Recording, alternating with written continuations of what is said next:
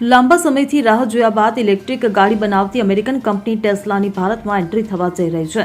ઉલ્લેખનીય છે કે ટેસ્લા અમેરિકી ઉદ્યોગપતિ એલન મસ્કની કંપની છે. હાલમાં જ અમેરિકાના પ્રવાસે ગયેલા પીએમ મોદીએ એલન મસ્ક સાથે મુલાકાત કરી હતી. ત્યારબાદ મસ્કની કંપનીએ ભારતમાં જગ્યાઓ ભરવા માટે જાહેરાત પણ આપી હતી. હવે ઇલેક્ટ્રિક ગાડી નિર્માણ માટે કંપની જમીન શોધી રહી છે. મળતી માહિતી મુજબ ટેસ્લાની નજરમાં મહારાષ્ટ્ર પહેલી પસંદ છે.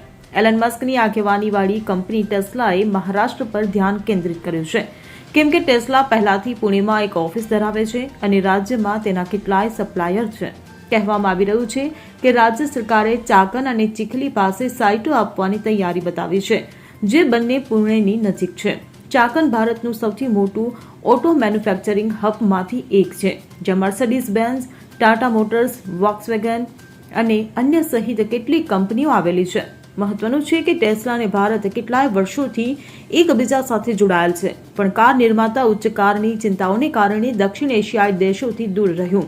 ભારતે હવે $40,000થી વધારે કિંમતવાળા હાઈ એન્ડ કારો પર મૂળ સીમા શુલ્કને 110%થી ઘટાડીને 70% કરી દીધો છે, જ્યારે ભારતનું ઈવી બજાર ચીનની તુલનામાં હજુ પણ નવું છે.